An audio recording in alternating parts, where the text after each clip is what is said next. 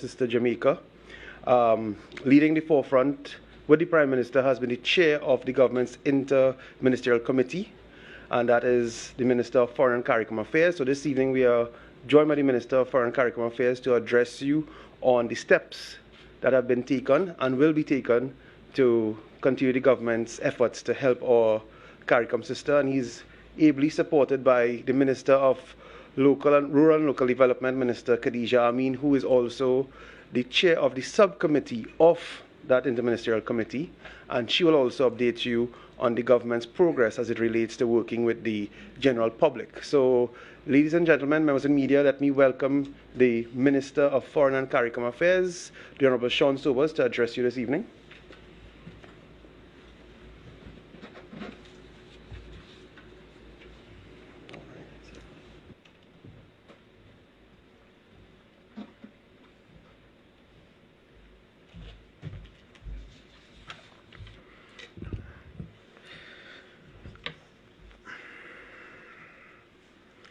Good evening, everyone. Thank you for coming out to join us here at the Diplomatic Center. As my colleague within the ministry, Parliamentary Secretary, Minister Morris would have indicated, essentially what would have taken place is under the direction of the Honorable Prime Minister. Since last week, we would have been tracking Hurricane Melissa and its passage and trajectory going to Jamaica, Haiti and Cuba. Based upon the trajectory and the information coming out from the meteorological centers, the Prime Minister would have indicated that obviously as the hurricane grew in strength and its passage, we would need to form a committee to ensure that we get services out, goods and services to our brothers and sisters and the people and the government of Jamaica in terms of services to assist them during that time.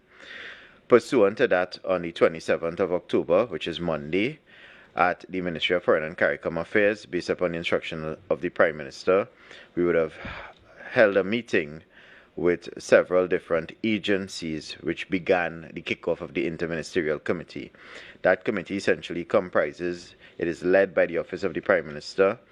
As the Minister of Foreign and CARICOM Affairs, I chair the committee, the Minister of Finance, the Ministry of Public Administration and Artificial Intelligence, the Ministry of Social Development and Family Services, the Ministry of Health, Land and Legal Affairs, Ministry of Public Utilities, Ministry of Homeland Security, Ministry of Defense, Ministries of Works and Infrastructure, Trade, Investment and Tourism, Transport and Civil Aviation, and also the Ministry of Rural Development and Local Government. At that very first meeting, we would have outlined essentially what would be the steps that would be adopted subsequent to the passage of the hurricane. So what would usually happen is that the Caribbean Disaster Emergency Management Agency, also known as CDEMA, would liaise with our version of that in Trinidad and Tobago, which is the ODPM. And CDEMA would work with Jamaica to prepare a list, a needs list, which they would forward to the ODPM, and it would be passed on to the varying ministries as interministerial committee. The needs list would be updated based upon needs being filled or needs being a greater request for certain items on the listing. Subsequent to that, we had discussions with respect to how we would mobilize this entire effort and what would be our relationship with corporate and public institutions and their donations. And so, pursuant to that, we identified specific locations for the corporate entities to deliver donations within the central region, specifically in the port of Point Lisas, because it would assist with respect to shipping. And we also liaised with the corporate sector as it pertains to logistics. The TTDF and the ODPM would have provided assistance in terms of offloading cargo. And today, coming out of Monday, we had a meeting on Tuesday again with the Honorable Prime Minister and that interministerial committee. And then within 24 hours at Point Lisas, we would have had several members, corporate entities that began to send goods down to Point Lisas. Minister I.A.N would share some more information on that. The Prime Minister toured the facility today And upon her arrival, well, prior to her arrival, we had already loaded basically 6 containers, which will join 2 more that would leave the port this evening on its way for its first sailing to Jamaica. And we expect those goods to arrive in Jamaica on Sunday.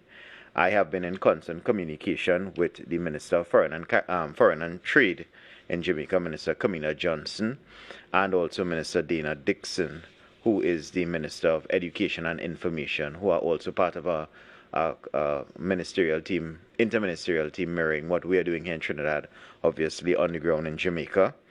And we have been liaising to ensure that no efforts are being duplicated as we try to get these goods out to the people and the government of Jamaica. We understand, based upon the reports coming out of Jamaica, that the situation in certain parts of the island is extremely bad. And our prayers go out to the people of Jamaica. Our Prime Minister has also been in constant contact with Prime Minister Holness. And to that point, Lisa, and I want to echo what she indicated. She wanted to congratulate Prime Minister Holness for his leadership, role, and capability during this particular period in Jamaica, and underscored the fact that Trinidad and Tobago will stand shoulder to shoulder with Jamaica to ensure that as much as we are asked, we will provide. And we intend to continue these efforts as long as Jamaica requires it.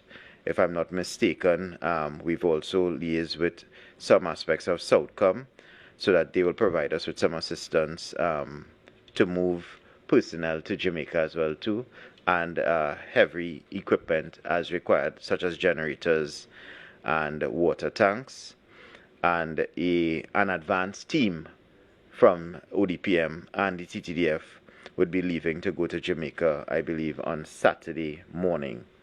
So those are some of the efforts. In short, I mean, we would have been down ensuring that the warehouses were properly stocked, working alongside our corporate partners, Corporate Trinidad and Tobago, until maybe around minutes to 12, after 12 last night, an effort that began sometime after 8 o'clock on Wednesday morning.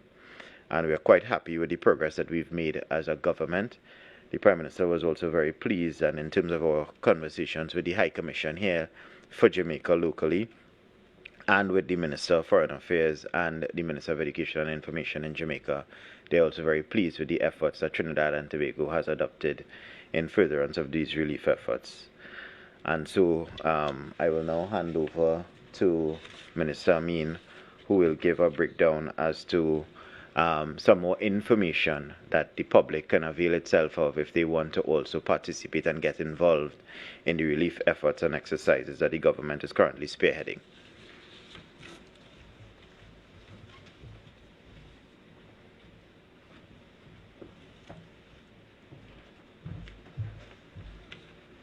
Thank you very much. Good afternoon, ladies and gentlemen. The Ministry of Rural Development and Local Government is one of the ministries on this interministerial committee formed by Prime Minister Kamla Persad-Bissessar to coordinate relief efforts in the aftermath of Hurricane Melissa, and in particular for Jamaica, Cuba, and Haiti.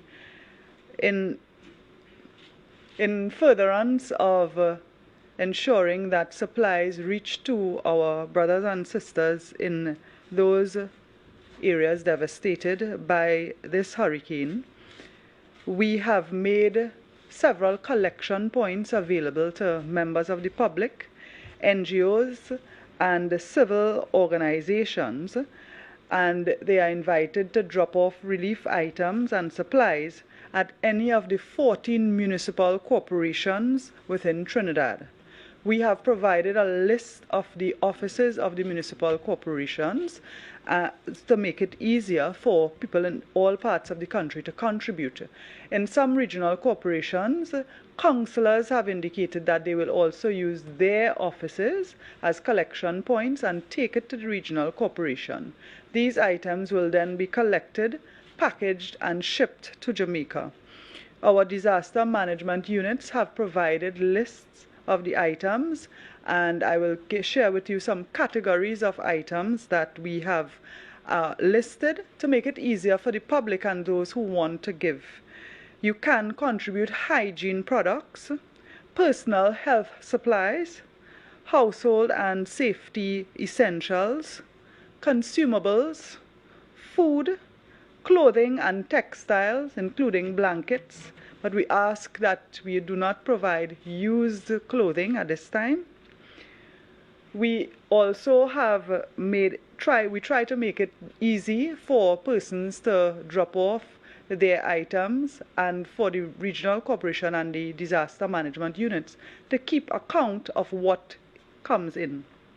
In addition to this, I must say a huge thank you to corporate Trinidad and Tobago. The Prime Minister's efforts has coordinated the private sector through the Trinidad and Tobago Manufacturers Association, who have been mobilizing donations from manufacturers within this country who have already been loading pallets of goods produced in Trinidad, manufactured in Trinidad, to be shipped to Jamaica, and several containers have been filled. The business chambers, business owners who are part of those chambers, the chambers have been coordinating in conjunction with the government's effort to donate items. We also have the Supermarkets Association, who has been pooling together foodstuff in a way that is easy to ship in terms of on the pallet and ready to go. We also have hardwares that have coordinated, and of course most of them will be supplying from their stock. We also have entities, especially the bigger companies, who already ship to Jamaica and who have stock either on the way or in storage in Jamaica, who have indicated that they will make this available as part of Trinidad and Tobago's donation towards the effort. So some goods that is already in Trinidad through the TTMA and businesses in Trinidad will be made available to the Jamaica relief efforts, the Jamaican Authority, and that will also be part of Trinidad and Tobago's contribution. A lot of people have been asking in terms of cash donations. We have an account number at FCB, which I will share with you, and sometimes it's very practical to put the cash towards purchasing items in bulk where you can get a lower price. So rather than one person go to buy items retail, you can sometimes get more value for money. The TTMA has indicated a willingness to facilitate getting items at below cost. They also have an account that they have indicated that they have over $100,000 available to add to the supplies.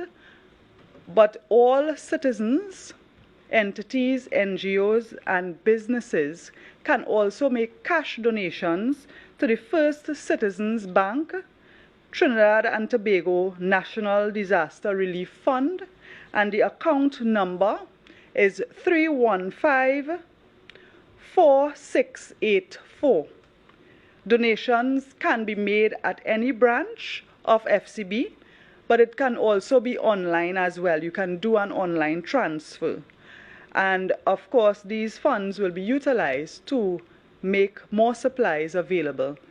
As the Minister of Foreign Affairs indicated, while Jamaica's ODPEM has sent us a list of items, when they begin their assessment in the aftermath, this list will be updated.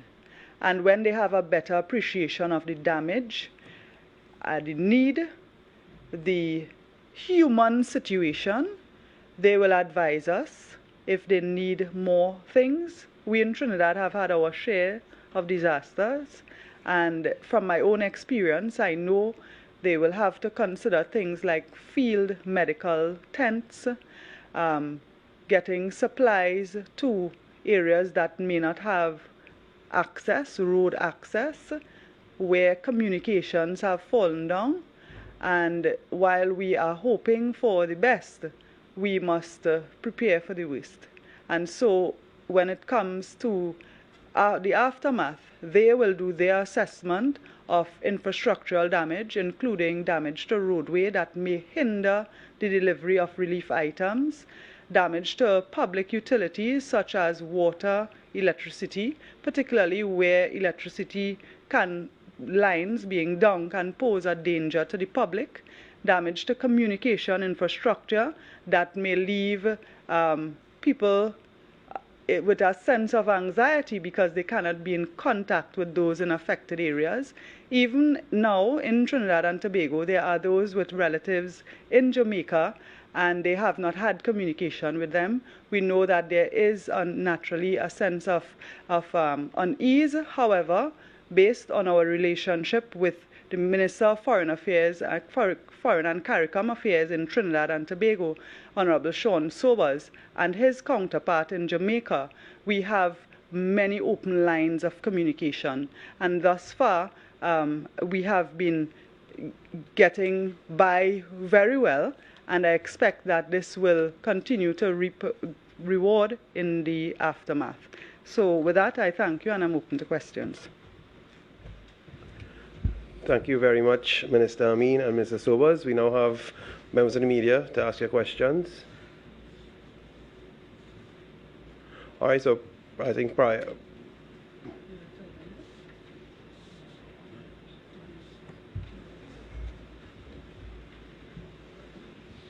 Good afternoon, Prior Bihari. You hear me right? Yeah.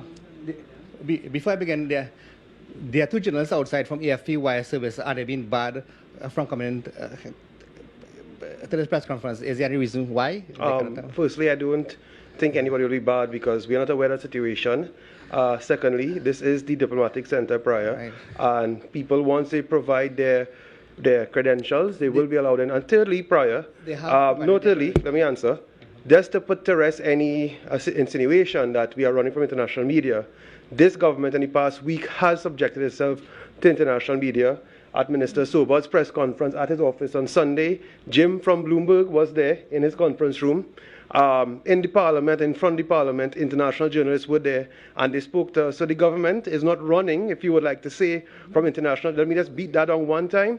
This is the diplomatic center. It's not a open public forum, but once any person provides credentials, the security will let them in. So I am not sure what you're speaking about. So, well, Prior, again, that is an issue outside. So we will look into that. So let's get back to the matter at hand. Members of all media here right now. My first question for you: the U.S. has great relations with Venezuela at this point. No, you asked whether or not I was in contact with Venezuela. I have been in contact with the ambassador. And are we going to talk to them in terms of dragon gas, in terms of what is happening in Venezuela when they have declared the Prime Minister persona non grata? There are several discussions that are engaging both sides at this point in time. What about dragon gas? Is that one of it? You would need to refer that to the Minister of Energy. And in terms of Trinidad and Tobago going forward, are we still friends with Venezuela? We have an embassy in Caracas. Venezuela has an embassy in Port of Spain. There's nothing to suggest that there's anything otherwise than diplomatic relations continuing between both countries.